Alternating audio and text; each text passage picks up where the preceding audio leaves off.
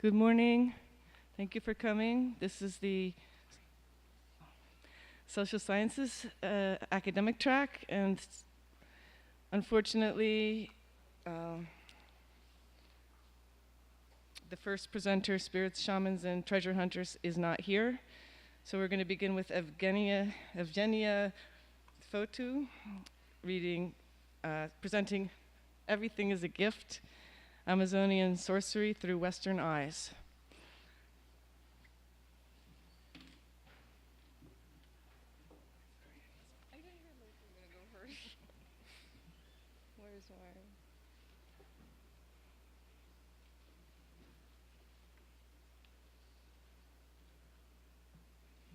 Good morning. I'm going to talk about, so this paper is based on research that started with my dissertation fieldwork that happened between 2003 and 2007 and has evolved onto an ongoing project. It was on ayahuasca tourism, and the larger issue that I initially wanted to explore was how ayahuasca shamanism is constructed in different settings. And more specifically, the question I wanted to answer is, why do Westerners pursue shamanic experiences, and how are these experiences constructed in the context of shamanic tourism? And the location I worked in was in and around Iquitos in Peru. And if you just wanted to give you a sense of Iquitos, it's a city whose history has really been shaped by the rubber boom that you might have heard of. You can see that in a lot of buildings from that era when a lot of wealth was generated. This was a very wealthy city for a while in the middle of the jungle. They had an opera, they had a tramway, they had these really nice buildings decorated with expensive tile from Europe. You can still see these buildings and kind of get a sense of that era, and then you walk a few blocks down and you see, people living in these conditions with no running water and no electricity, etc. This is the famous Iquitos market where they sell medicinal plants, including ayahuasca, prepared or just the plants. In my dissertation, I argued that I do not see shamanic tourism as an anomaly, but as consistent with the nature of shamanic knowledge, which has always been exchanged across and between cultures. Traditionally, in South American shamanism, power and symbolism has been sought outside a particular cultural milieu. Moreover, in the West, esoteric knowledge has often been sought in faraway places. So this is not something unique or new. I also found commonalities with pilgrimage in the sense that Western participants pursue these experiences for healing and personal transformation, which are the two central themes of pilgrimages cross-culturally. In the last 10 years, ayahuasca tourism has exploded and has clearly affected Amazonian cultural landscape. I do not approach tourism as an external force that imposes meaning on local shamanism. Rather, my research is a study in interculturality. My research shows that there is a two-way exchange that Westerners adopt shamanic discourse, especially one that involves relationships with non-human persons. South American shamanism has traditionally been about intercultural exchange and has drawn symbols and power from a variety of sources. I am interested in this intercultural space and what happens there, specifically what happens when Westerners are confronted with aspects of shamanism that might challenge their worldview. This Western interest has created new tensions. Michael Brown has remarked on the recent tendency of both academics and the public to focus only on the positive and healing aspects of shamanism, while Western cultures make a clear distinction between good and bad, light and dark. There is no such clear distinction in Amazonian shamanism, which thrives on ambivalence, as Carlos Fausto said. An aspect of Amazonian shamanism that is often difficult for Westerners to digest is that of sorcery. As has been argued for other cultures too, sorcery reveals a lot about social relations, in this case possible social tensions. Shamans have an ambiguous position in society because they may employ power in negative ways, especially when they direct it against enemies outside of their social group. Their sources from where shamans appropriate their power are ambivalent. They have the power to heal as well as harm. According to much Amazonian ethnography, it is not uncommon for shamans to engage in shamanic rivalries, wars, and duplicity. In Amazonia, where social life is based on an ethic of sharing and cooperation, people depend on each other for subsistence, and all difficulties are believed to be the result of malevolent action by someone. Today, envy as well as sexual jealousy are the most common motives for sorcery. Beliefs in sorcery have been seen by scholars as social equalizers, ensuring that people of all ages and both sexes receive the respect of others. While such beliefs and accusations might exacerbate social conflict, they might also be a way to keep people in check. Stephen Hugh Jones indicates that the ambivalence of shamanism has been described as either socio-political, when shamans use their powers to harm enemies on the one hand and cure members of their own group on the other, or as the product of apprenticeship, in the case of those shamans who fail to exercise self-control and master their emotions or aggressive desires, thereby becoming sorcerers. As one of my consultants warned me during my fieldwork, shamanic powers entail a certain risk. Not only must all shamans contend with the fact that certain spirits ask them to commit harmful actions in return for their healing powers, but novice shamans also frequently experience and must learn to control their own urges to harm or kill. What people defined as sorcery, they call it brujeria in Iquitos, were negative intentions directed to a person in order to harm them. The brujo or hechicero does not have to physically attack someone. He or she sends their spirit helpers to harm or poison a person. Plants or trees are also used in brujeria. For example, if one wants to harm someone, they can gather the leftovers of the food of the person they want to harm, then carve a hole in a particular tree's bark and put the food there. Over time, the person will feel sick, experience pain in the abdominal area, which will swell, and the person will eventually die. In cases like this, when the brujo, the sorcerer, introduces negative energy into somebody's body, nothing can be diagnosed by medical doctors. Often, brujeria is suspected when someone constantly faces exceptional obstacles and bad luck.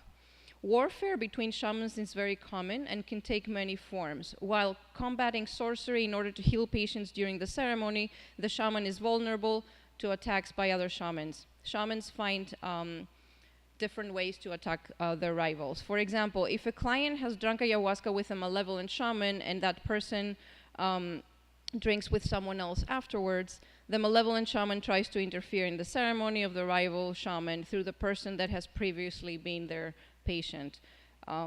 They might manifest through the body of the patient, making noises that are distracting for the rest of the participant, or direct negative energy to the rival shaman. In warfare, as we know, shamans need to have weapons. The weapon of choice that shamans use in Amazonia is the magic dart, or virote. You might have heard of it. And much like the medicine substance, virotes are stored in the phlegm that resides in the shaman's body, and he can retrieve them as necessary. Shamans project virotes to make someone sick or to attack another shaman, and they can be removed from the body of the victim by sucking. I am currently working with a European, I will call him Juan for the time being, who has trained in the Amazonian tradition for 15 years and works as a shaman. Sorcery has played a pivotal role in his life, and he has shared many of these stories with me over the years. His teacher, one of the most respected shamans in the area, never had ceremony on Tuesdays or Fridays because those were traditionally ceremony days in the area, and the chances of sorcery attacks were higher. He and his teacher were often attacked during ceremonies, and I have been present during several of these putative attacks. When I first met him 10 years, well, actually more than 10 years ago, Juan was not entirely a believer in sorcery, right? He would try to rationalize it. He told me that he believed, so that was back in 2005, for example, he told me that he believed that sorcery existed because so many people believed in it. Okay, so in a way, it was brought into existence by their belief. For him, it was people's negative feelings toward each other that caused harm. This meant that even if someone does not pay a shaman to harm another person or employ some kind of spell, just the negative feelings of jealousy, anger, hate, and things like that can cause harm to another person. In other words, back then, he embraced a psychological explanation of what anthropologists call sorcery, right? And I should add here that sorcery is a completely anthropological word that I'm using.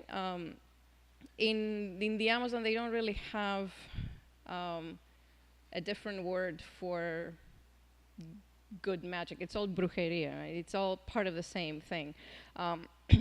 So this type of psychological explanation is not common among Westerners who have a hard time adopting personalistic explanations that attribute disease or misfortune to an outside agency. Today, his position has changed in that he attributes many of his misfortunes to sorcery, mostly inflicted by local shamans. It is clear that he does not approach sorcery metaphorically anymore. During the last three research trips that I took to Peru, he routinely reported attacks during ceremonies in a very matter-of-fact way. I learned to recognize the signs during the ceremony. He would start calling certain protective and combative spirits, and often lost strength during the ceremony to the point that I started to get worried. As a result, he has become much more careful about not provoking envy or attracting unwanted attention, not out of humility, I have a feeling, but because he's laying low. He just doesn't want to attract attention. So for a while, he had a Russian apprentice, who I will call Sergei, who had very different ideas about ayahuasca shamanism, in that the local reality hadn't sunk in yet. He had used many drugs in the past and had several times approached ayahuasca in a disrespectful way, a fact that was often a point of conflict between apprentice and teacher. And when I say disrespectful way, he approaches just like any other drug. Like, he wanted to take more, he wanted to have a stronger effect, as strong as possible. And I have witnessed ceremonies during which Sergei was disruptive, either because he was not singing in sync with Juan. Part of the apprenticeship is to learn how to sing the Icaros, or because he talked or made other noises. Juan had to repeatedly chastise him for his behavior by saying that he was cutting his energy or the energy of the ceremony. In many ways, Sergei's behavior was that of a child who could not help himself and was unaware of the potential consequences of his actions. During my last visit, or the second to last visit, they were planning on buying a small plot of land to build an ayahuasca retreat that would be financed by Sergei. Juan had mentioned several times that he did not want to advertise and preferred to attract clients by word of mouth. So he didn't want a website, all these things that, we're familiar with. I felt that he wanted to avoid unwanted attention, but the reason behind this became clear later. During that time, Sergei would often go to the town, to Iquitos, to buy supplies, where he would meet people and inadvertently talk about their plans. During the ceremony after one of those visits, Juan was under attack and had a rather hard time repelling the attackers. After the ceremony, he severely chastised Sergei. He attributed the attacks to the fact that he had attracted the envy of local shamans due to Sergei revealing their plans. He forbade him to talk to strangers when going to town and asked him to stop talking about their retreat plans. The most intense ceremony during that period was when Juan was unable to continue the ceremony and had to lie down for part of it. He said that he had been viciously attacked and almost died. He was stabbed to the chest.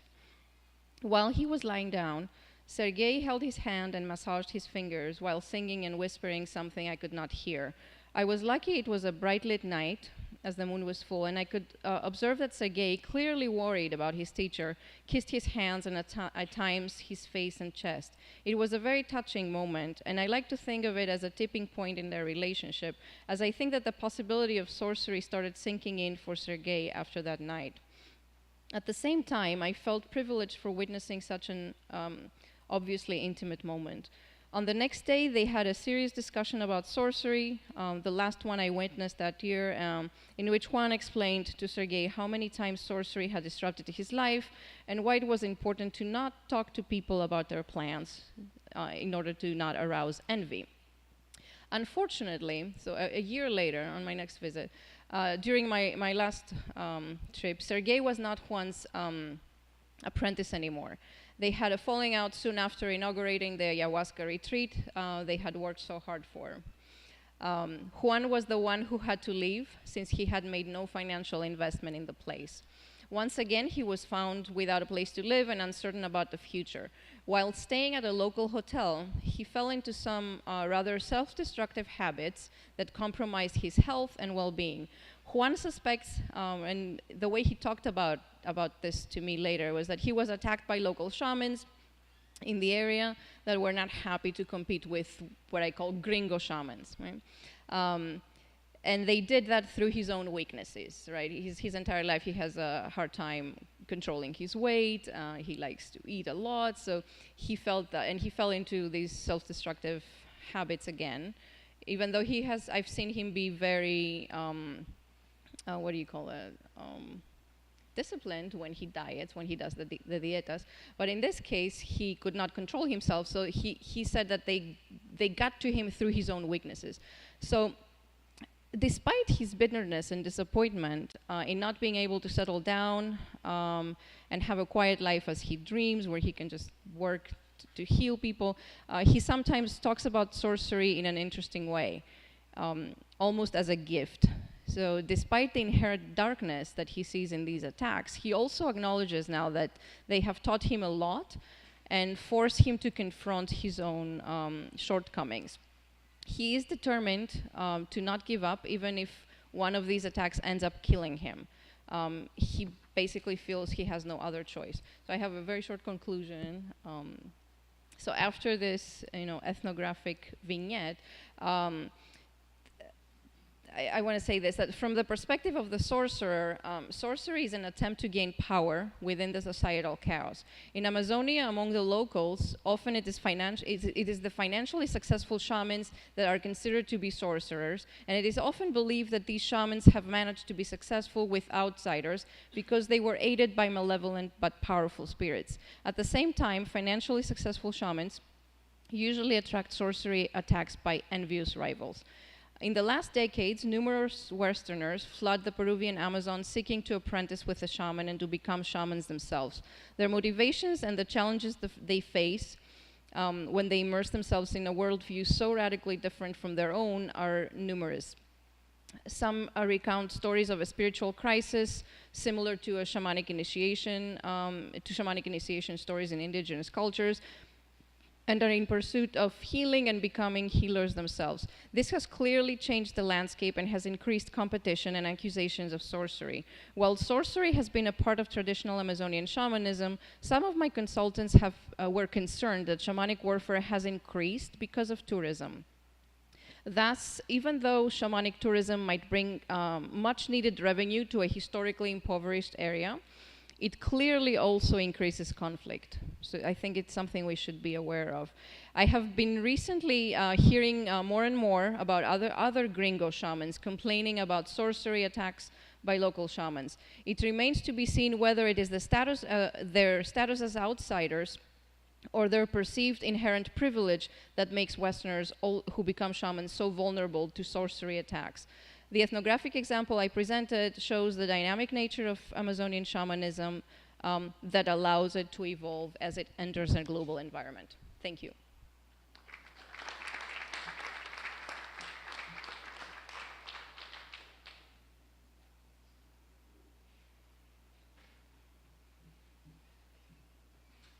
And now we have time for a couple questions. If anyone has any questions for Evgenia.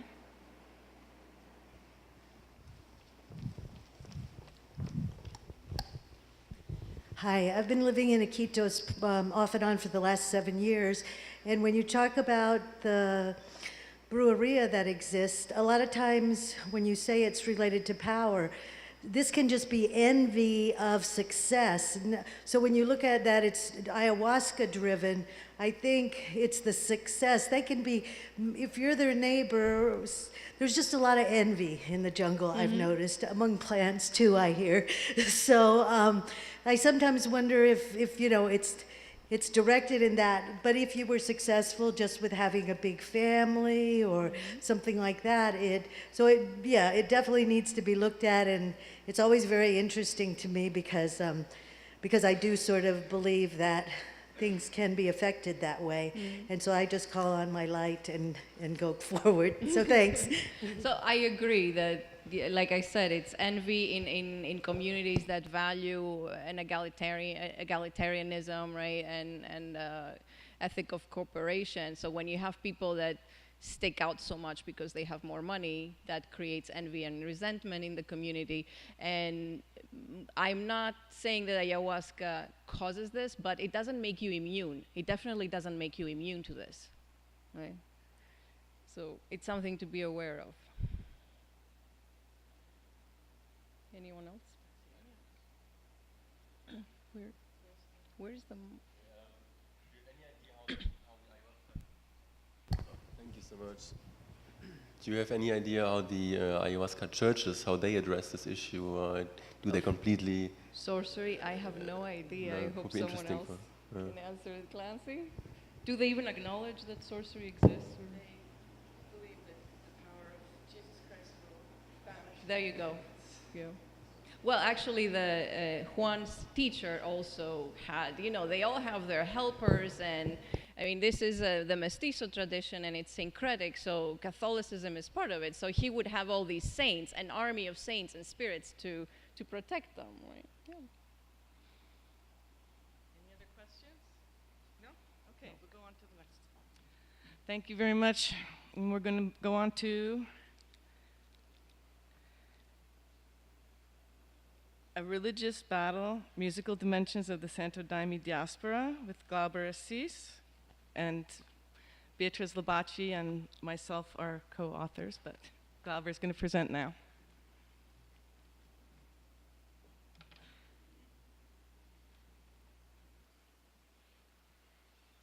Good morning. My name is Glauber de Assis. I'm finishing my PhD in UFMG, Universidade Federal de Minas Gerais. And this presentation is a co-authorship with Beatriz, Caiuby, Labate, and Clancy, Cavnar.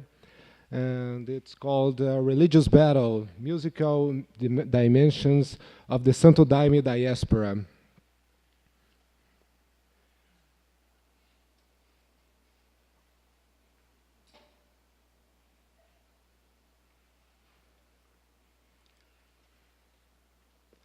The Santo Daime Diaspora is within the broader movement of the Brazilian diaspora. In this so-called Brazilian diaspora, hundreds of thousands of Brazilians have migrated overseas. Brazil has also become an exporter of cultural and musical traditions such as samba, carnival, and capoeira, as well as diverse religious and spiritual practices. In a word, Brazilian culture, music, and religions are everywhere. The international expansion of these diverse religious traditions, which has been referred to as the Brazilian religious diaspora, is diverse, wide-ranging, and polycentric. It emerged not only from the migration and personal initiative of individual people, but also from broader cultural flows, as well as the fascination bordering on mystification and fetishism that many people throughout the world have towards Brazil. The diaspora of Santo Daime has also occurred within this broader religious context, in parallel with the internationalization of practices and rituals of the global south, such as the conchera dance in Mexico, Indian religious movements, and so on. The Daime was founded by Raimundo Irineu Serra in 1930s, Raimundo Irineu Serra was a black man, grandson of slaves, that was born in the impoverished state of Maranhão and had no formal schooling. It is the oldest Brazilian ayahuasca religion, and in this religion, ayahuasca is consumed as a sacrament, but still today is prohibited in several countries. Its national expansion has begun in the 1980s, and after that, Santo Daime arrived in international landscape. But when we talk about Santo Daime, we're not talking about one group, but about many groups. Santo Daime has many divisions, and the main divisions of Santo Daime are Alto Santo, led by Madrinha Peregrina Gomes Serra, Mestre Irineu's widow, Iceflu, founded by Padrinho Sebastião Mota de Melo, and nowadays led by Padrinho Alfredo, his son, and Cefli, led by Mestre Conselheiro Luiz Mendes do Nascimento. Here we are talking about Iceflu. Okay, Santo Daime is known by its adepts as a musical doctrine, which is Santo Daime ceremonies are carried out to the cadence of religious chants referred to as hymns that constitute the cosmology of Santo Daime. All adepts are encouraged to sing and dance to these hymns as part of their spiritual works. It is impossible to understand the Daime religion without taking into consideration the important role the hymns play. The first hymns were received through divine inspiration by Mestre Irineu and his closest early followers, and then learned through repetition and transmitted orally. A group of over 100 of these hymns received by Mestre Irineu throughout his life comprise the foundational hymnal known as the Cross, o Cruzeiro.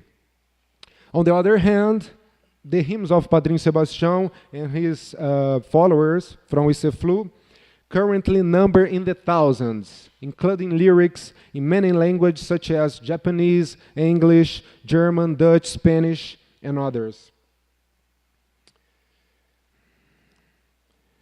In this process of expansion, there are many resignifications and transformations in this religion, such as musical innovations. The incorporation or suppression of certain musical instruments reflects the process of resignification of this religion in a new context. Nowadays, various musical instruments may be used for accompaniment in Santo Daime ceremonies, especially the guitar, accordion, maracás, and a variety of other instruments have been incorporated, including drums, flute, marimba, violin, electric guitar, sitar, harp, and charango. We have a point here. To translate or not to translate? That is the question in Santo Daime abroad. We point here to different schools, which we call traditionalists and translationalists.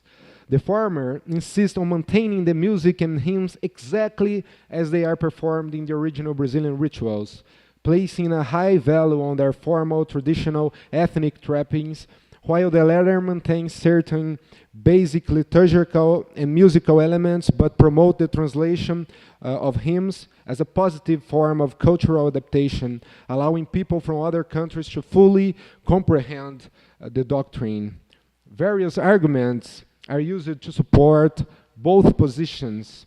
Traditionalists who insist on singing in Portuguese claim that the hymns are divine gifts from the astral and that they should not be changed in any way.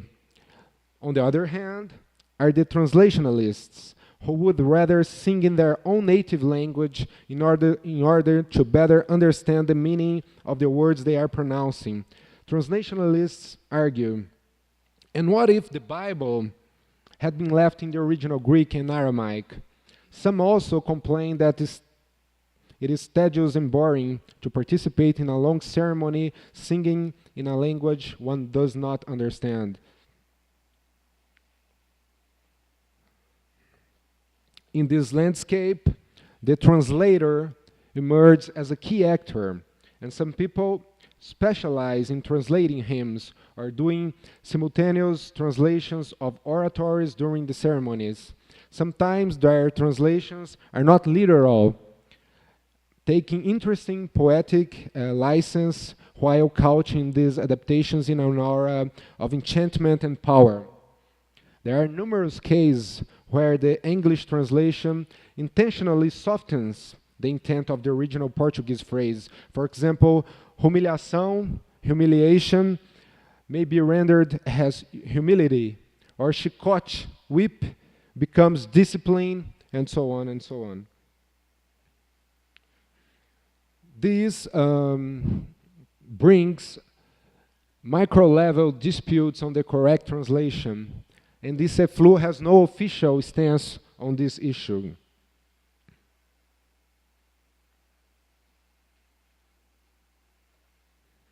In some sense, the collectivity of Santo Daime adepts participating in a spiritual work comprise a kind of astral orchestra.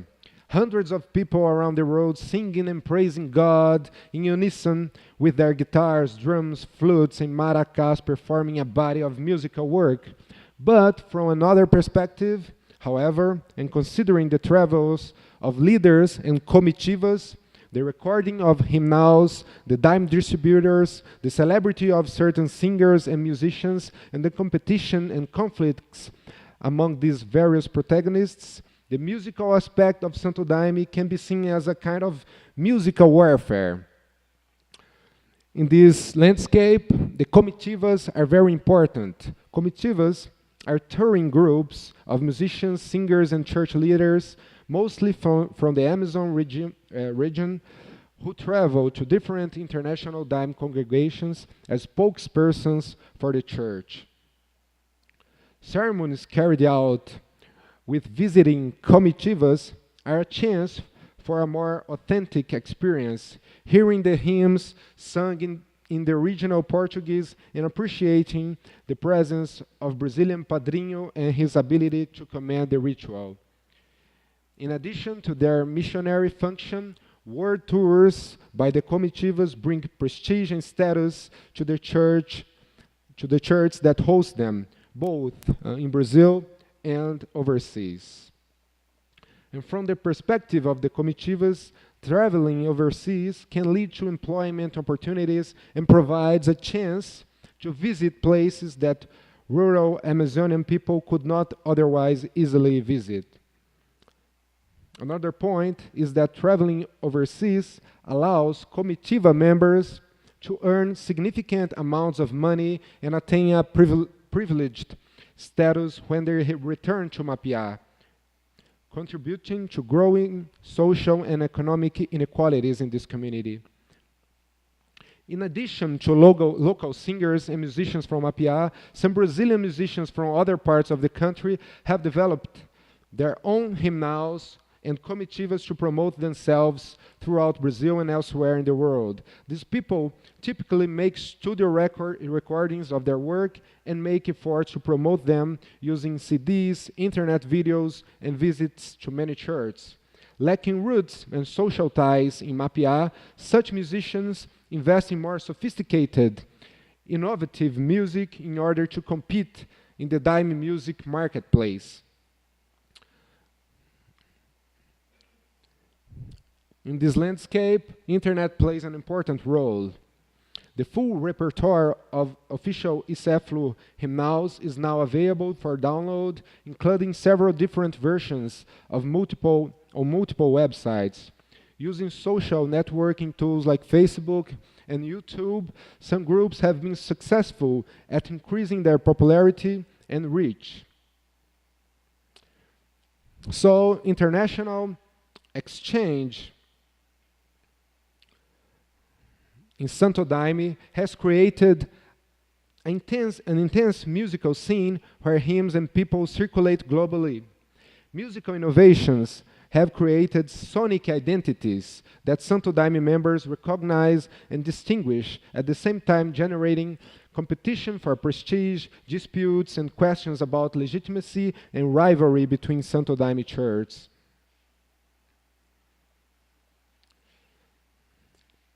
Now we have some final considerations.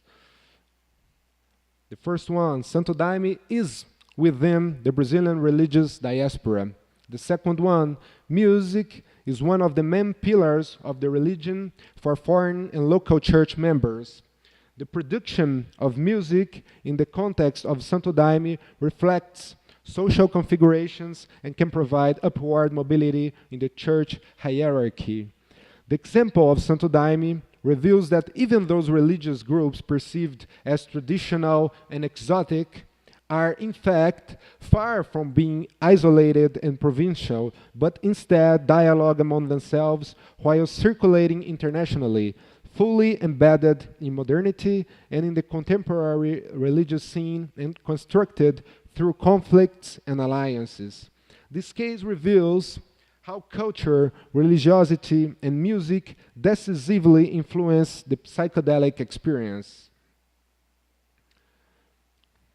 To conclude, from the perspective of drug policy, the Santo Daime example challenges the idea that ayahuasca and other ritually used psychoactives are hallucinogenic drugs that produce false perceptions of reality and social or mental pathologies.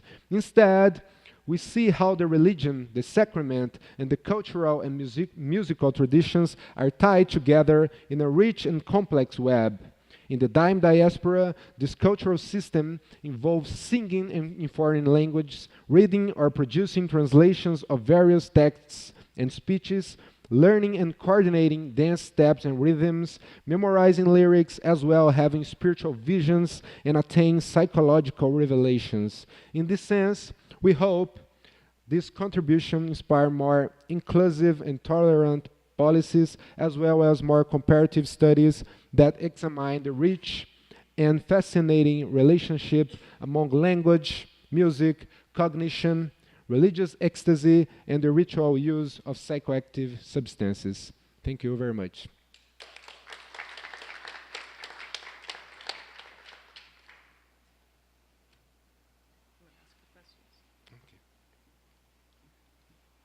If there's any questions, we can take a couple questions.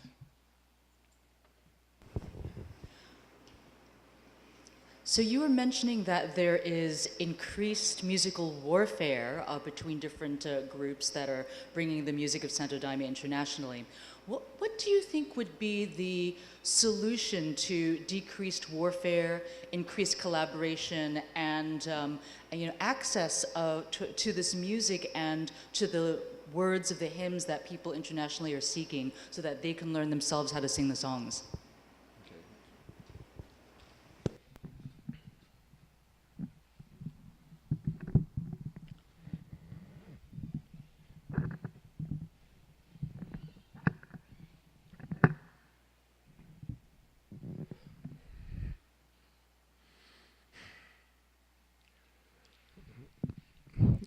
Thank you for your question. I think that with we had the solution, this conference would be a little bit different.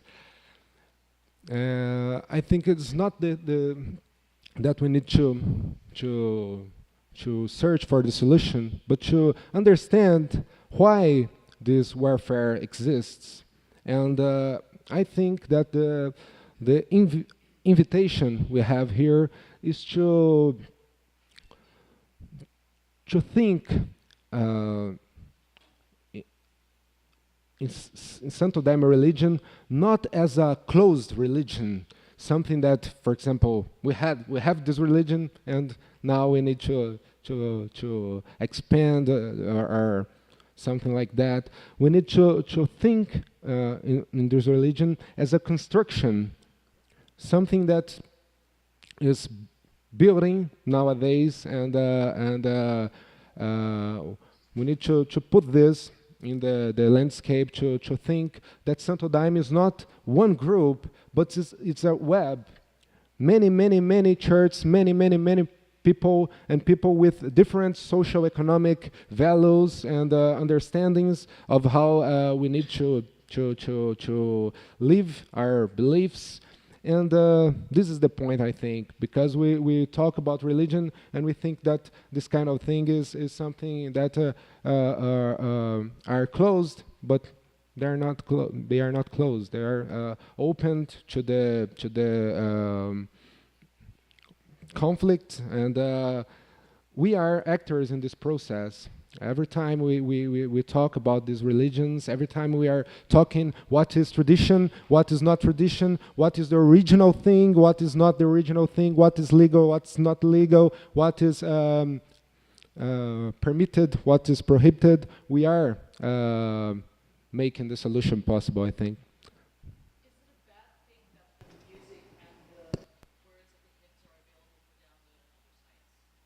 What can you repeat? Is it a bad thing that the songs and the lyrics to the hymns are available on websites for download? Are you questioning or just saying that it's bad? Okay. It depends on the point of view. I think that traditionalists think that it's a bad thing. There are many people that believes that the hymns are divine gifts from the astral. They are as they are. So we are not able to change it. When we translate, the hymns are losing its power, like the mantras, for example, in Sanskrit. They are what they are. But on the other hand, there are people who believe that we need to translate because we need to understand, and what we do not understand, we don't feel. So it's a dilemma, but it's very fascinating, I think. There's a leader from Rio de Janeiro called Paulo Roberto that felt that his mission was to translate everything to bring this message to the whole world. And on the other hand, there are traditionalists that say that this is a crazy thing because the hymns are received, are not composed. So as they are received, they need to be sung as they are. Okay? Thanks for the reflection. I want to know your position about the importance of have songs made by the own people that gotta do the ceremonies, cause with the concepts from that culture, not only imported from the hour, because it will be very more familiar from the people on the ceremony, because the translate actually it's a bad needly. So in their own language, own songs, what do you think? Just a possibility. Okay. I think this is a very fascinating question, because there are people, for example, in Germany, there are people who receive hymns talking about dragons and goblins and this kind of thing. But if you show this kind of hymn to somebody in Mapia, for example, they can say, this is not a hymn. The hymn is something that's a different thing. And but not only the words and the gods kinds of mystical things, but all rhythm. The rhythm also changes.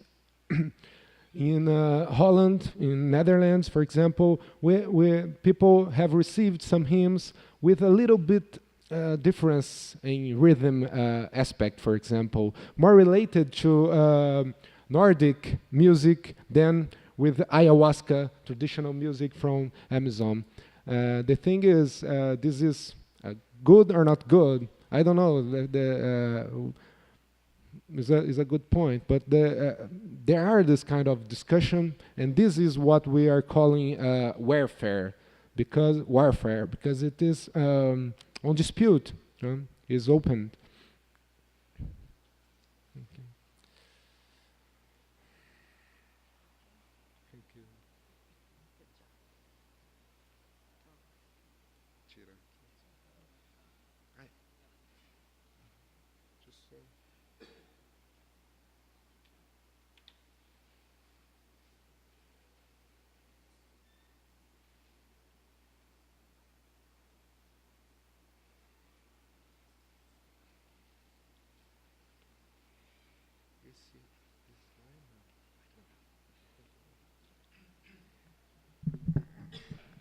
Thank you, Glauber.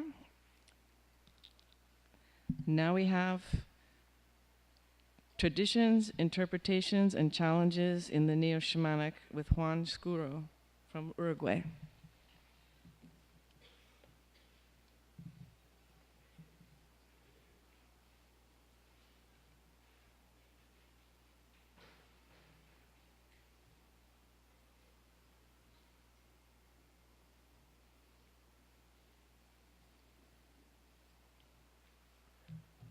Well, good morning.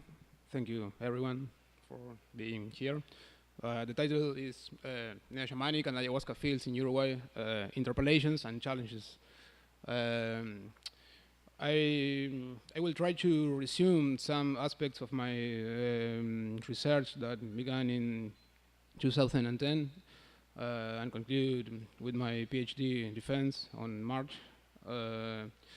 And I will try to show you briefly two aspects that I observe or recognize in the ayahuasca and neo-shamanism field in Uruguay that it's, from my point of view, interesting to reflect and debate.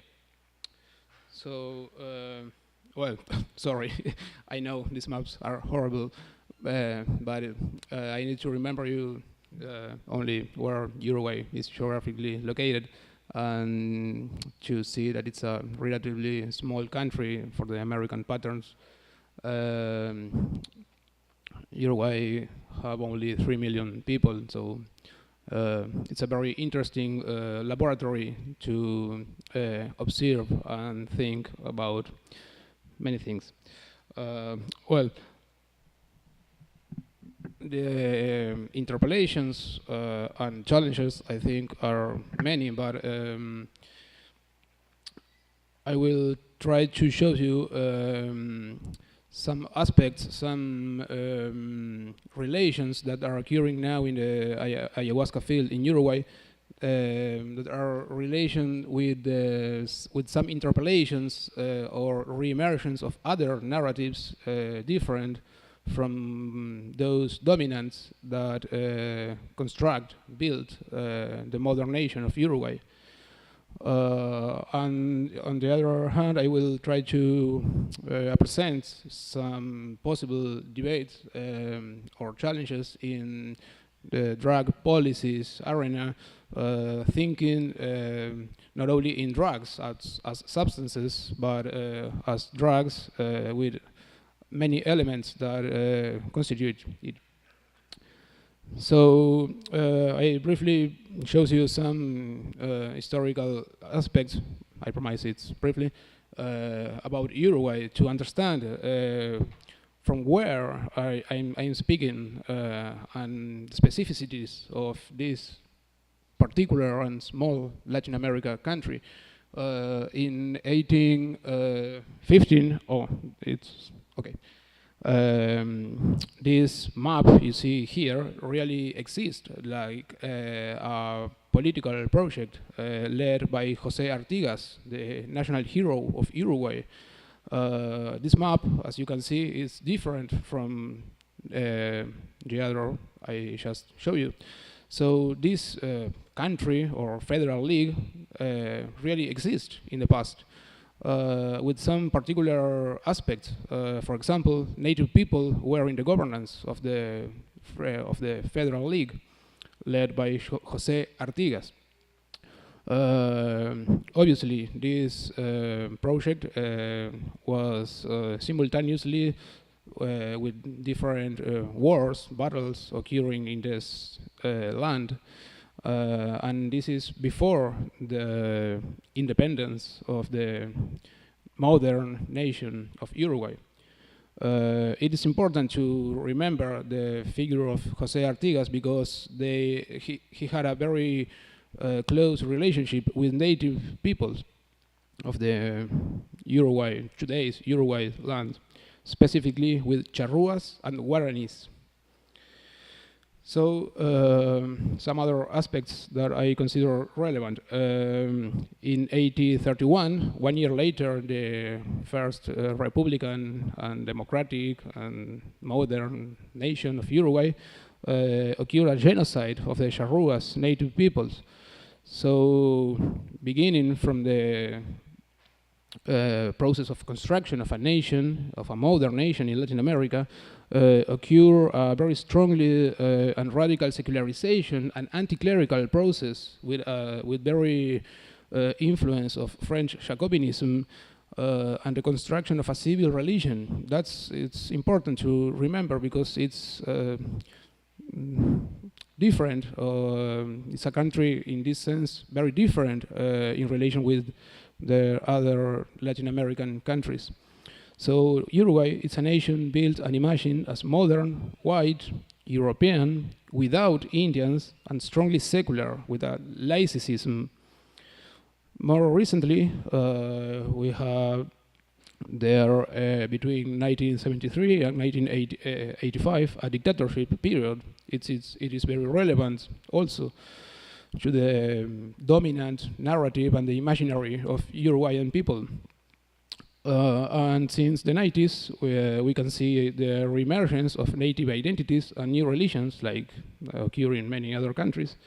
And in the 21st century, these new religions have a public presence and visibility of new spiritualities associated specifically with sacred plant consumption uses. Just to make a differentiation between Santo Daime and Red Path that both arrived in Uruguay in the 90s. Santo Daime construct their legitimacy. Sorry, my English is not good, so if you don't understand, I'm sorry. Santo Daime construct their legitimacy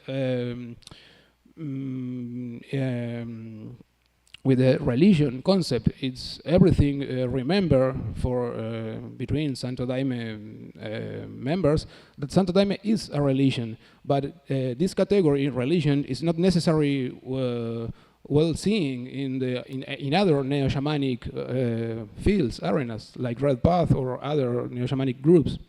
So Santo Daime, it's a Christian, Indian, Afro, Brazilian religion. All these elements are not necessarily well seen in a country like Uruguay. I just present you some briefly characteristics. On the other hand, neo-shamanism, particularly Red Path, construct itself as a pan-indigenous, as a space of therapy and with reconnection to the past. I just show you. So the Red Path arrived in Uruguay in 1984, associated initially with Aurelio Diaz Tecpancali, a Mexican leader who spread Red Path through America and Europe. But then the Gestalt influence were evident because of the leaders of the Red Path in Uruguay, and occurred a rupture with Tecpancali. And from that, it is very interesting to see the individual trajectory of Alejandro Corts, one of the most famous leaders of the Red Path in Uruguay. Corts, it's a son of dictatorship. I present to you. His parents were imprisoned, tortured, rape, and murder. But actually, Corts is a bestseller of self-care in Uruguay. This is here some examples of his publications: 13 Questions to Love with English translation, A Journey to Earth, The Return of the Sons of the Earth. You can see the 11th edition, The Way to Freedom, I Forgave Me. So Alejandro Corts, this guy, Born in 1976, in the dictatorship period, his parents disappeared in 1978. He grew up supported by his grandparents, and after a difficult adolescence, started to discover his own history. In some moment of his life, start psychotherapy. And at some point, his psychotherapist advised young Alejandro to continue his self-discovery work with the Indians. So the Indians were the Red Path people in Uruguay. His first experiences in the New Road start a process of reconciliation that has never stopped. Reconciliation with his own history of being victim of the dictatorship period. He saw his parents, for example, in visions with ayahuasca, and how they were tortured and killed. Elements that the authorities of the governance don't know, because the political situation of the dictatorship period and many data, it's unknown for the majority of people who was victim of the state terrorism. But Alejandro, he knew, for example, again through ayahuasca visions, the exactly date on the death of his parents. So there are many past in disputes about that neo-shamanic practices and ayahuasca uses allows. Alejandro Corts represents and promotes a discourse of forgiveness and reconciliation with part of the national recent past, namely the military dictatorship. In addition, the whole family of the Red Path is trying to reconnect to the egalitarian horizontal way of life supposedly characteristic of the aboriginal populations exterminated by Uruguay in the process of arising as a modern tradition. An example of this is, for example, the switch, the transformation of the sun dance, typically of the North America. The sun dance is a warrior spirit dance, and in Red Path in Uruguay, they transform the symbolic, the sense of this dance, because they understood that too much blood has been already shed in this land. So they suppress, for example, the blood offering, and they transform this sun dance with a warrior spirit in a peace dance and suppress the blood offering. Well, the simultaneous reconnections of one individual and one group take up two conflicting points of the Uruguayan past. One on its origins, the extermination of the Charrúa in 1831. The other more recent and with important connotations in the present, the dictatorship. Well, this brings to mind what Cristina Gutierrez Zúñiga, Mexican anthropologist, has described as healing or cure through reconnection. Discourse and performance of Corts, in general, stand in a middle ground between spirituality and politics. That is interesting in a country like Uruguay. His history has a powerful effect. The middle ground he takes makes his discourse very efficacious in a country like Uruguay, because he appears as a novelty to both sides, which fits his legitimacy. Corts can express publicly his spirituality. That's not easy in Uruguay. Corts can express publicly his spirituality because his individual trajectory and the very construction of his spiritual journey are directly linked to a semantic space of the Uruguayan imaginary that is extremely sensitive. In other words, the spiritual message of Alejandro Corts is well received in Uruguay because he's not a shaman, guru, priest, or spiritual leader like any other, but above all, the child of a couple of desaparecidos, missing persons, victims of state terrorists. So, the genocide of the Charrúa population carried out by the young Uruguayan state in 1831 is a other specific point that neo-shamanic practices connect with, particularly the Red Path and the Spiritual Shamanic Institute Sang New Dawn, other neo-shamanic group that use ayahuasca in Uruguay, led by Santos Victorino, who defines himself as an ayahuasquero, ayahuasca user, Charrúa. He began a reconnection process of and identifying here his Charrúa way of life, drinking ayahuasca. This reinterpretation and neo-shamanic or new age appropriation of the local Indian otherness is in turn determined by the dominant national narrative, as rightly points out Alejandro Frigerio, about the mechanisms of appropriation of practices that become New Age through a process of positive valorization of some othernesses, though not all. So, my time is over, but I will briefly summarize the second point, that I want to present to you about drugs, therapy, and religion, because all these things I trying to present to you are a very intersection of this old field. So ayahuasca and cannabis between secular and sacred plants in Uruguay. I just mentioned 3 points about this. Ayahuasca healing's potential, as pointed out, for example, by Helena Caicedo, is one of its main aspects and a valid form of presentation to the global market. This is an important point about the healing through otherness that happens in Neoshamanism, as I saw in my field, within the exotization that takes place in New Age appropriation of othernesses, as Frigerio correctly points out. One example of this is via Labate's works on the psychologization of neo-vegetalism. Other field. Recently, you may know, Uruguay has received much attention from the rest of the world for its implementation of a pioneering policy about the cannabis market, with the state in the leading role. Marijuana is widely popular in the country, and a law was passed that permits to buy it legally after registration with authorities for recreational purposes. So the discussion, I think it's relevant. It's that cannabis, it is also a sacred plant in some aspects. So in one way, the state, in a very regulative interest, and the same plant or drug in holy spaces. So cannabis, it is also a sacred plant in some spaces. For instance, the Santo Daime Church. Other neo-shamanic Uruguayan groups do not feel the same way, although the present legal frame allows the exploration of therapeutic use of cannabis, including neo-shamanic groups. These are occurring right now in some neo-shamanic groups. I will conclude.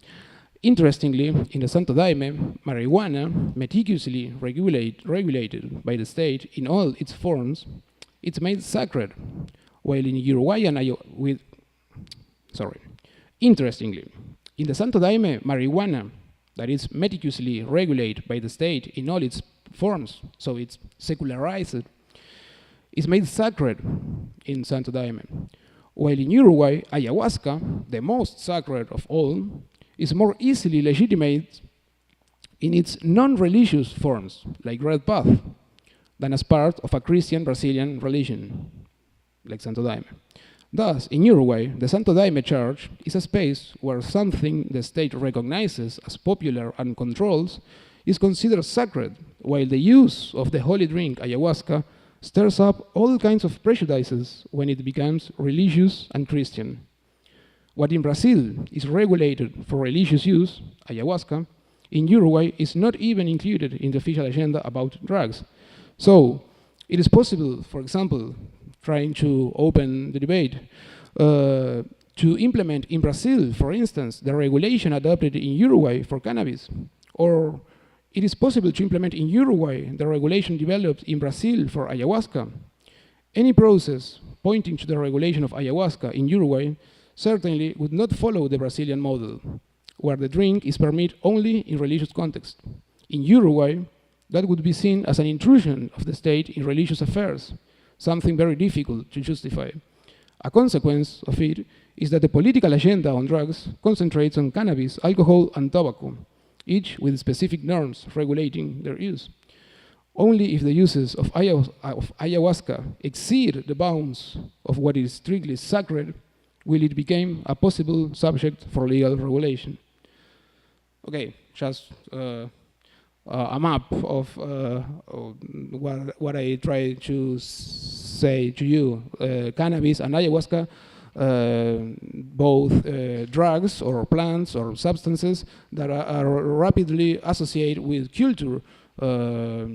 I'm making some research on cannabis right now in Uruguay, and it's evident the discourses of people associating cannabis uses with a culture of this kind of uses different that occur with the uses of other substances like crack, for example. So cannabis, it's regulated and legal in Uruguay. It's associated with culture, but also with medical interests, objectives, and also with a market and industrial objectives that are occurring right now in Uruguay. Ayahuasca also, it's associated rapidly with culture, with therapeutically possibilities, and with market. So ayahuasca allows the construction of other narratives different of both dominants. So how do you think drug policies considering all these elements? Thank you.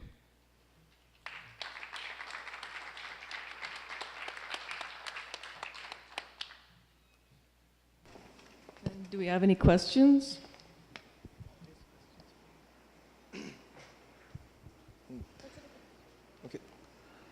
Thank you for the presentation. It was really, really nice. I'd like to how to think drug policies. The international control regime works in two levels. The first level is on marketization, so it tells what's legal and illegal and is based on the standard of medical and scientific use. So basically, it would be illegal, but in Brazil, it doesn't come to be approached that way. It would be illegal as a drug because of the drug global regime, but it comes from a constitutional right of having a religious expression. And that, I think it would be really nice to see in Uruguay, but maybe the ontological perspective on cure doesn't fit religion. So that's the thing. But one question I have for you is that, where do you think recreational use fits? Is it like religious use? Is it cure? It's medicinal use? Or neither? Because I see it's neither. And that might be really problematic in a hegemonic global regime of prohibition. So that's my question. What do you think? Where do you think it fits? Okay. Thank you. It's a very interesting point and question. I agree with many elements that you mentioned. The law, the regulation, drugs used in Uruguay are legal from 1974. So every drugs are legal. The laws implemented in many countries in the 70s decades and so on are very similar. Basically, those laws implement the United Nations conventions and so on.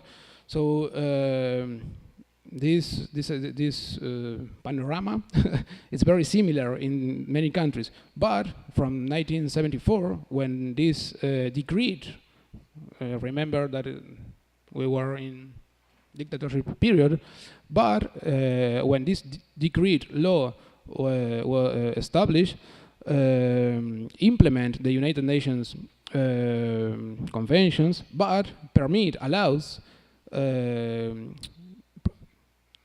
prohibited many practices involving around the drugs, but allows the use, the individual possession of drugs. That's a particularity of the Uruguayan law. So again, drugs used in Uruguay are legal, but are illegal any other practice to obtain it. It's a paradox. Coming more recently about the law of regulation of cannabis in Uruguay, the law established three legal ways to obtain cannabis. One way is to self-cultivate your own cannabis. So you can have in your own in home 6 plants of cannabis, and if you register in a governmental state apparatus device, you are legal. Other way is to being part of a club, of a cannabis club. You can constitute a cannabis club, conform with until 15 persons, and this club could self-cultivate her own cannabis. The third way to obtain psychoactive cannabis legally is to buy in the drugstore. This third way, it's not definitely implemented yet. So I don't know exactly what is recreational use. Recreational use, it's a way that biopolitics and governments, I don't know how to translate gubernamentalidad to English, but the government's apparatus needs to establish some distinctions. So these 3 ways I told you are the 3 ways to obtain legal psychoactive cannabis, but also the law allows to cultivate no psychoactive cannabis for industrial purposes, and also psychoactive or not psychoactive cannabis for medical purposes. So it's a wide spectrum of possibilities to establish a relationship with cannabis. Recreational for the government is the way that you use cannabis not for religious, medical, therapeutical uses, but I personally don't know exactly where is the difference.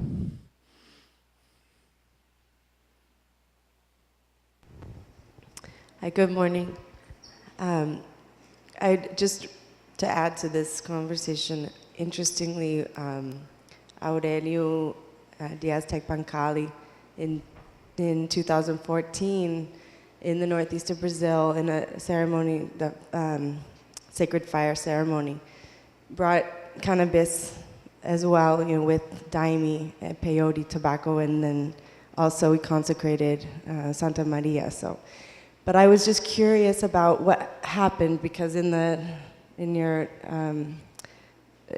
research, you said there was like a separation with him, with Aurelio Tecpancali, and so I was just curious if you could talk a little bit more what happened there. Thank you. It's an interesting question. Aurelio Diaz Tecpancali arrived to Uruguay in 1994, and because a couple of Uruguayan peoples knew him in Bolivia and experienced a peyote ceremony, so they tried to carry him to Uruguay. So in 1984, Aurelio Diaz arrived in Uruguay and make some peyote ceremonies, and people in Uruguay begin to know about Red Path and Vision Quest and so on. So from 1984 to 2000, or something like that, there was a period of formation, of education of the Uruguayan people in the Red Path. So many people know about the Red Path and the medicines, but the Gestalt influence, the psychotherapy vision of Uruguayan group of Red Path understood that some practices or visions, not in altered state, some visions of postures of Aurelio Diaz were not exactly the way they were searching the relationship with gender, the relation with hierarchy,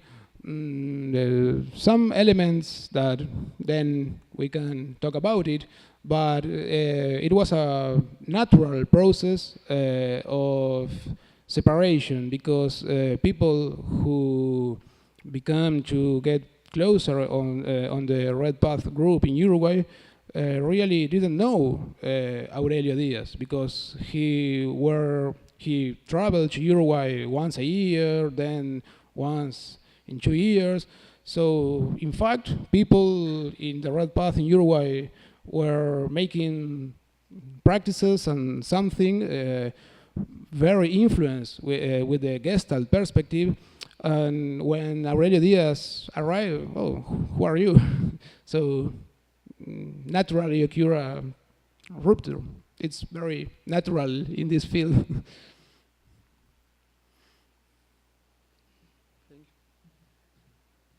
Thank you. And we're not gonna, right now we have Moritz Berning with Ayahuasca and the Virtual, how Ayahuasca is changing in the modern world. Thank you.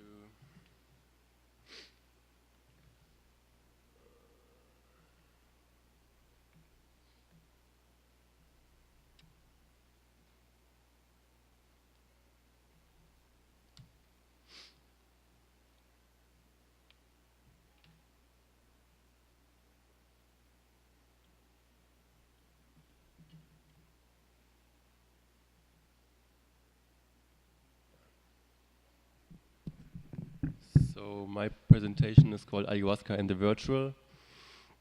I'm an anthropologist, medical anthropologist at the University of Amsterdam. And I did this ongoing research with my research colleague Lisa Krieg, who's also based in Amsterdam. We are both working in a project called Chemical Youth, in which we are exploring the chemical lives of youth globally, from bleaching creams in Indonesia to psychoactive substances. And my focus within this project is the collective experimentation with substances and technology. And I did some previous research on MPS, new psychoactive substances. And now I'm doing my research about the experimentation with substances that originate from a more traditional context, such as ayahuasca and yopo. Is that better? Yeah. For the background of this research, I found this wonderful quote from Kenneth Tupper, who gave a good, very nice speech yesterday. The forces of information and communications technology have provided avenues for the expansion of use of ayahuasca-like preparations. The internet also abounds with information and misinformation about how to prepare ayahuasca-like brews and trip reports. Predictably, some amateur psychonauts or self-styled kitchen shamans have harmed themselves through experimenting with ayahuasca analogues in recreational contexts.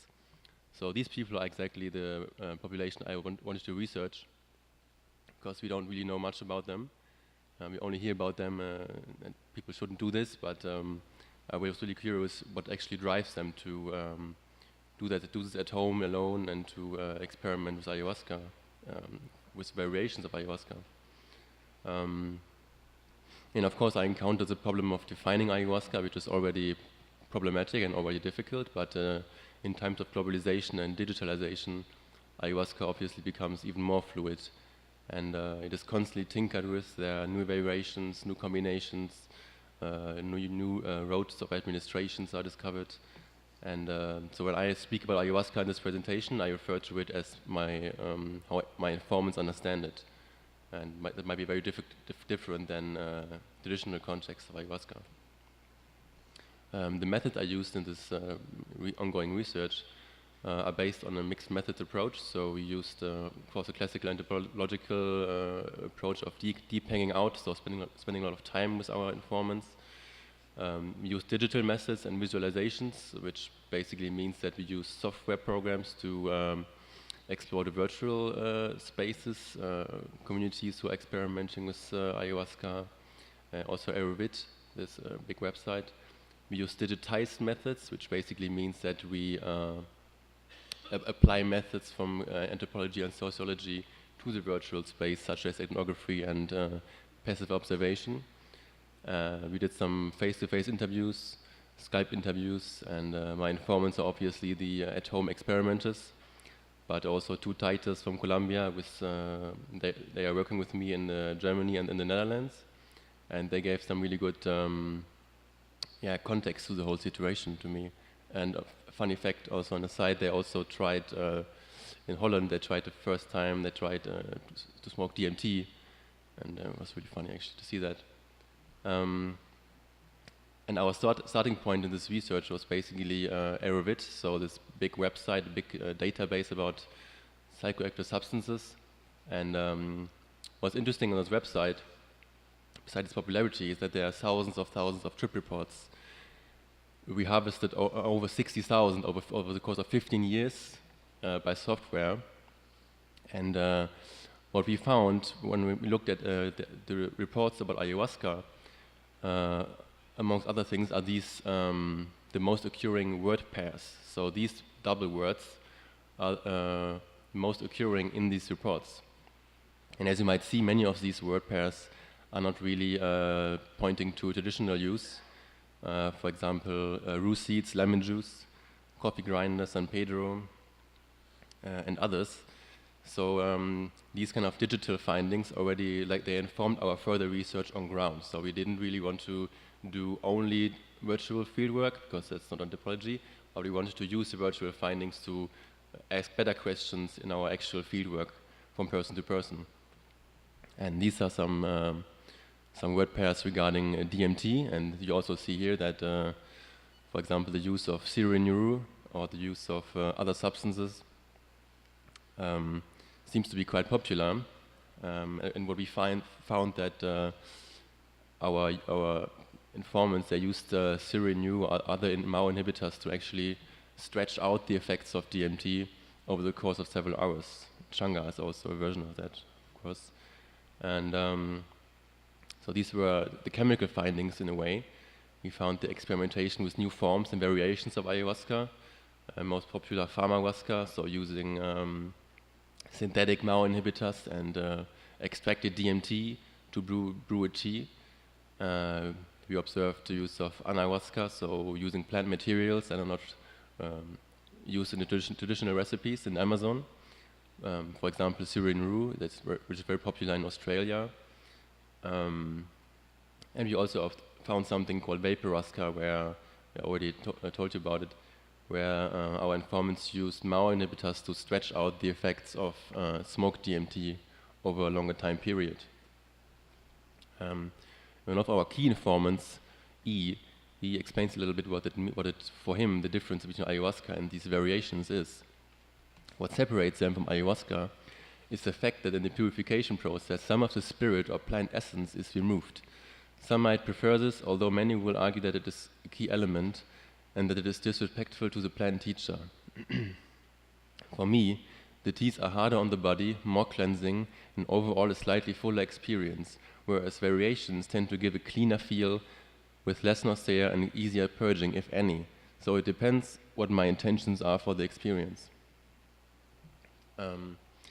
Related to that, we also found a very interesting experimentation with combinations. We found that people use classical psychoactive substances together with these ayahuasca versions, for instance, LSD, but also even using MPS, so for example 2CB, in combination with these ayahuasca analogs, and trying to find the optimal dose, trying to find out what works for them. And one of the more interesting points, I think, is the experimentation with medical interactions. So what we found that the users in these communities, they actively experiment with taking medications such as SSRIs, or also nausea-suppressing medicines together with ayahuasca in small dosages, and see if they're not dying or if it works for them. And then they report it, and they push the boundaries of what can be done in a way.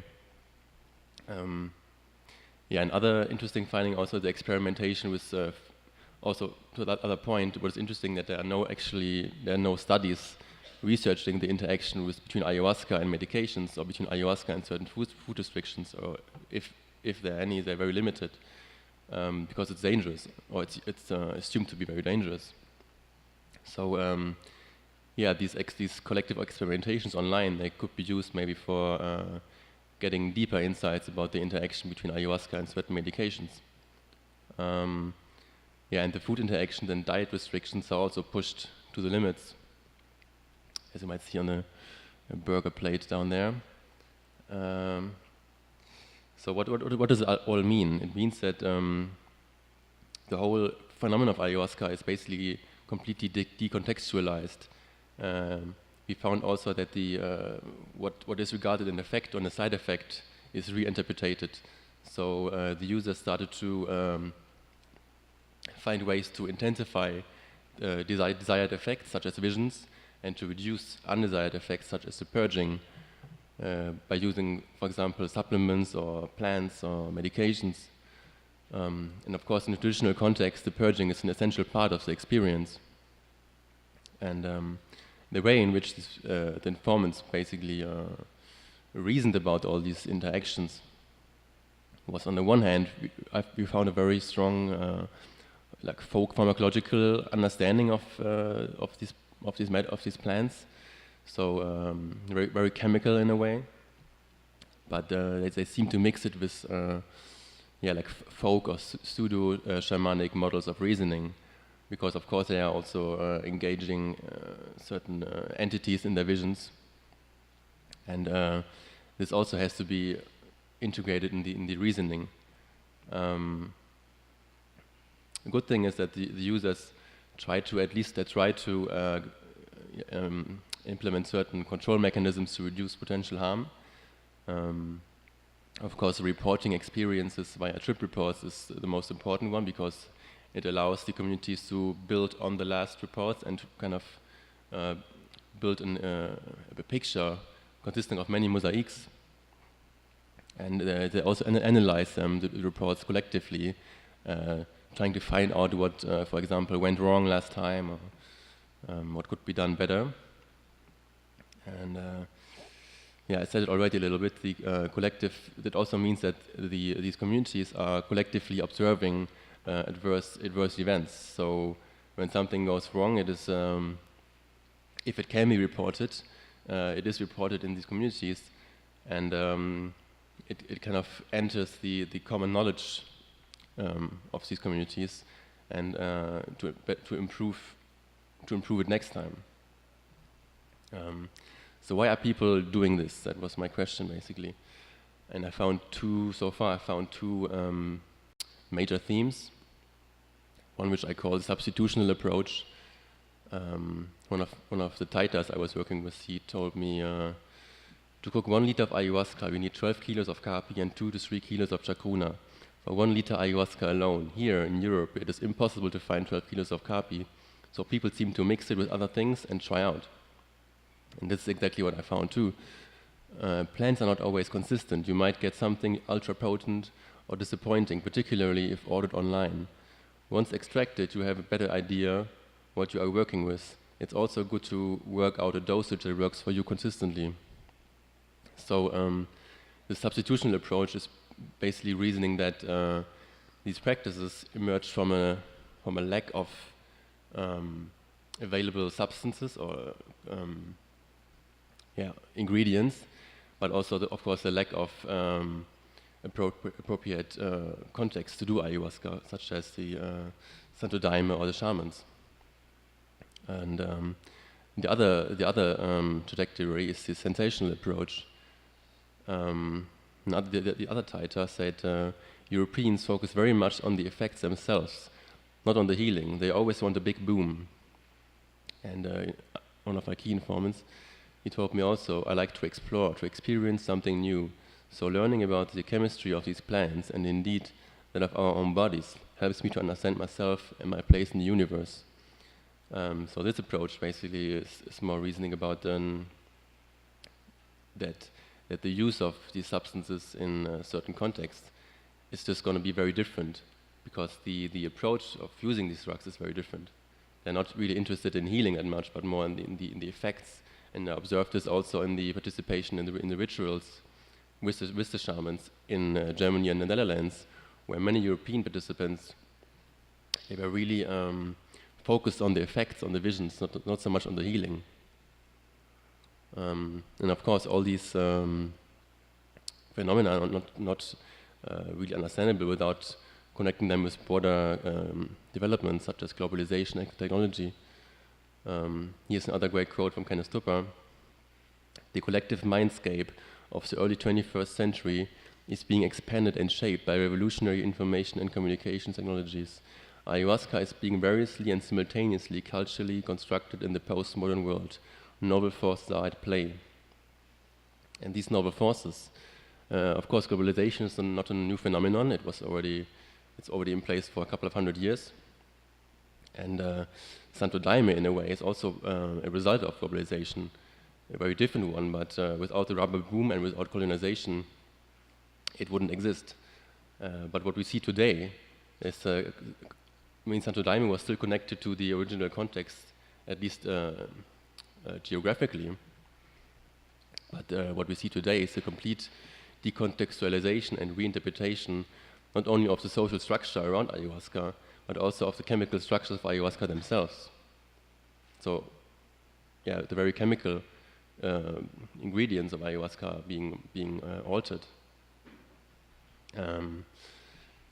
I think Manuel Castells, who wrote the Rise of the Network Society, gives us a really good theory about these things, saying that information and communication technologies have always been the key driver behind globalization, but it also means that technology is an ever-expanding, self-optimizing program that not only adapts man to nature, but also nature to man. This is actually a quote by David Boehme. So why do people constantly want to improve and to experiment with something that actually has a very strong tradition? And yeah, these theories explain it to us that it's in the heart, in the core of globalization and technology, that there's a constant urge to improve and a constant urge to optimize, which is a very Western concept also, I think. Yeah, and to close my presentation a little bit, the presentation online can only be understood by looking at the entanglement between local revitalization and living of shamanic culture, the spread through tourism, reverse tourism into the global north, and the web as a space of expressing experiences, discussing them in an interactive, ongoing way. The experimenters are very distant to the indigenous context of taking ayahuasca. So, of course, globalization is a two-way street. It's not only something which intrudes into the world of the indigenous people, but it's also something that they spread into the world, because more and more shamans are traveling to Europe, to the States, to Australia, and bring their knowledge. And yeah, some emerging questions of these, from these findings are, of course, what does this all mean for the political debate about ayahuasca and its protection as a cultural heritage and as a medicine? What does it mean for drug policies, media coverage, and possible regulations? Because, of course, what the informants do is yeah, widely considered very dangerous. Another question is how can we use available data which is already online to reduce potential further harm? And what I found also interesting is the question of how could we maybe monitor these experimentations, these massive collective experimentations. How could we monitor them and, for example, include the knowledge which is there about medical interactions into more formal knowledge? Yeah, I'm done.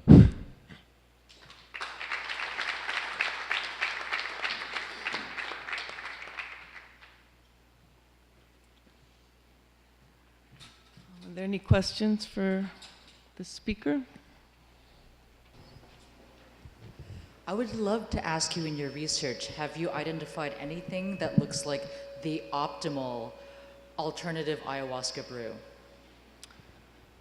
It's a very good question, because I'm personally really scared of this kind of taking ayahuasca this way. I'm not really looking for that, but yeah, I think most people go a really good way with the actual analogs. So using plant materials, but they don't originate in the Amazon, but they also have the same ingredients, and there is some kind, that's what they report, there's some kind of spirit in the plants. It's a little bit different kind of a spirit, but it's not synthetic. So it's still like an organic brew, which takes time, and they brew it, but the ingredients are different. So yeah, for example, Syrian rue as a MAO inhibitor, and then some DMT-containing plant growing in new location. This is what the people in Australia apparently do in a very wide scale, because they don't have access to, because the shaman boat doesn't really stop in Australia, apparently.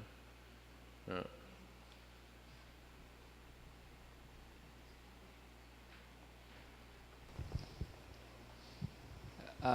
I'm just curious to know whether people taking these substances have the same experience of connecting with entities and forming allegiances and receiving instructions from divine realms, that kind of thing, in the same way that some ayahuasca users do, or if they're just doing it for the ride, for fun, that kind of thing. It's also a really good question.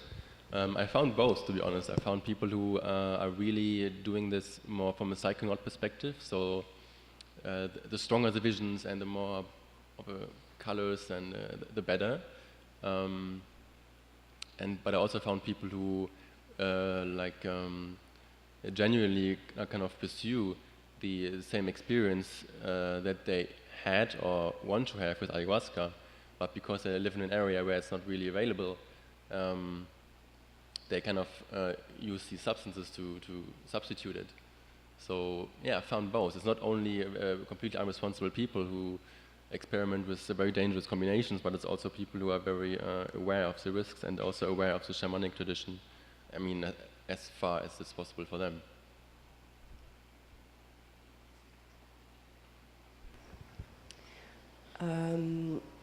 Did you experience or noticed any difference in adverse effects when people take, for example, pharmahuasca? It's a good question. I mean, the people reported to be actually have less side effects, not adverse effects, but less side effects, such as purging, nausea. I mean, depends on what you define as adverse events. For me, it's not really possible to compare them. I think because oftentimes they do it in a really, not always, but sometimes they do it in a really irresponsible way. They're combining it. They don't really stick to the food restrictions, and there are adverse events. But because I can't really tell how it would be if they would really stick to their diets and to be really responsible. Because I only have a very small image. From my experience in rituals, it seems to be more, but I can't possibly tell, to be honest. So the main adverse effect is purging, actually. Europeans want to avoid it. Can you repeat your question? I didn't really get it. That the main adverse effect is considered purging or vomiting, and like Europeans want to avoid it. Yeah. I mean, major adverse events like on a biological, in a biological sense, such as heart attacks and something like this. I also observed it in some cases, but what I also observed is that some people stop experimenting because they have some kind of spiritual problem after that. For example, like being haunted by some entity or something like that, because they don't protect themselves, or if they do so in a very limited way. I mean, they have strategies to encounter, also to ensure that they are like safe in a spiritual way. But of course, it's not possibly that level of spiritual harm reduction that shamans can give them.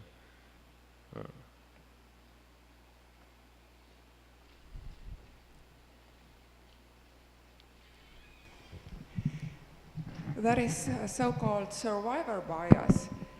When people do new experiments and achieve good results, they write about it in internet forums, and we read those forums and see that, wow, it is not dangerous at all to combine necessaries with ayahuasca and so on. But if they get bad results, they are maybe ashamed of it and don't post it because they don't want to become to get the bad answers from the community, like how come you were so stupid. And the really bad cases like hospitalizations and death do not make it to the forums at all because people who are dead cannot report it. Yeah, very good point also. I think, of course, we cannot possibly see what's not reported in the forums because you don't see it. But in the interviews, I mean, in the interviews, both offline and online, I actually didn't encounter any kind of shame around adverse effects because actually the whole ethics of experimenting is about reporting, even if it's completely stupid. And I encountered some really stupid things online. I really didn't encounter any kind of indications that might point to like a kind of shame culture that you don't report it. Of course, we don't know, but I didn't find any evidence. Actually, the opposite. I found really a strong ethics to report everything, especially things that gone wrong, because from that people can learn and do it better the next time. Hello, congratulations, very nice study. I was wondering, I read about Pharmahuasca and Anahuasca in the internet, and a question comes to my mind, who produces it, because we know that indolamines and phenethylamines are made from basic ingredients, and you have ecstasy. Mm-hmm. So who's making it? Are these pharmacologists or people who are just curious? And maybe that's an interesting question for the community of ayahuasca, because it has to do. Yeah. Yeah, I mean, I found the similar population in a research about MPS experimentation, so experimentations with new chemical substances. And I mean, these people seem to be they have usually some basic knowledge about chemistry, and they're just very curious people. But unlike psychonauts who are interested in the exploration of inner spaces, what drives them seems to be more like the exploration of new chemicals with their body. So it doesn't really matter what it does to them, but they want to try out new things. They want to kind of explore that. And I mean, how do they make it? They get medications from the pharmacy or online, and so synthetic MAO inhibitors are actually not that difficult to access because they're also used for depression. And as everybody knows, DMT can be extracted from a wide range of substances. And yeah, I think because DMT is so easily extractable, that's one of the main points. Yeah. Could you tell us some words about your respondents? How did you find them? How old they are? Where do they live? What is their education, specialization? Yeah. Yeah, as an anthropologist, I'm not really interested in these kind of very objectified, how old are they, the gender. I didn't really look at it because it was already a population very difficult to access and very difficult to find. And well, I mean, in my experience, people are mostly male, mostly white male, and have some kind of yeah, like under 35 kind of age group. But yeah, I don't know. It's difficult to say because there's old people, really old people doing this stuff. Of course, many females also, but yeah, there was a slight bias towards young male users, but it's also true for most drug-using populations. So, yeah, it reflects, I think, only that in a way, or risk-taking in general. Thank you.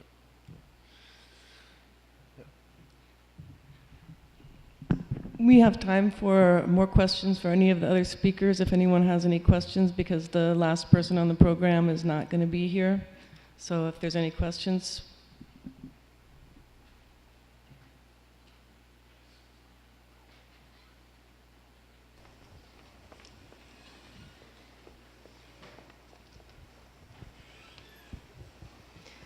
I have a question for Glauber. I just was curious if you've also studied the bailado aspect of the Daime ritual.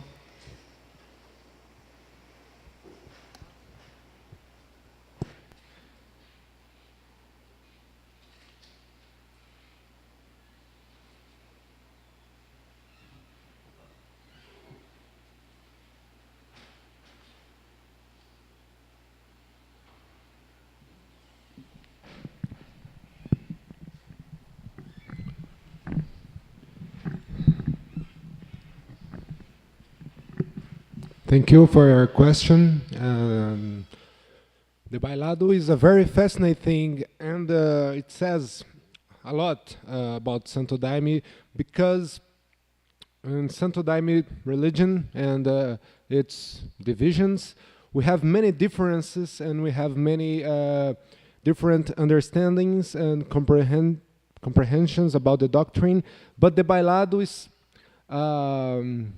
a core of the religion that not changed so much. So we have the bailado in all around the world, but the thing is that bailado also changed along the years, and nowadays we have different expressions of contemporary expressions of the bailado. But when a foreigner person, or even people from southeast of Brazil came to to Rio Branco, for example, and goes to a traditional center of Daime, these people can observe that the bailado also has some aspects that are different nowadays in other countries, in other situations. But the thing is that bailado is something that changed less than hymns and the translations and this kind of thing. But in this study, we do not study bailado. But this is fascinating thing, and I think the bailado says a lot about the psychedelic experience with ayahuasca, because when we are in a daimista ritual, we need to sing. Sometimes we need to sing and dance. Sometimes we need to sing. Sing and read, and sometimes we need to sing, read, and translate, and sing, read, translate, and dance. Sure, this is something that I think is not something that suggests that people are hallucinating, but I think instead it says that these people are making very complex duties and things inside this experience. And I think that dancing, sometimes 12 hours in the whole night, and singing and making these translations and having these psychedelic and psychological and mystical experiences says a lot about what the ayahuasca can do, and what ayahuasca actually can promote inside the heart of people.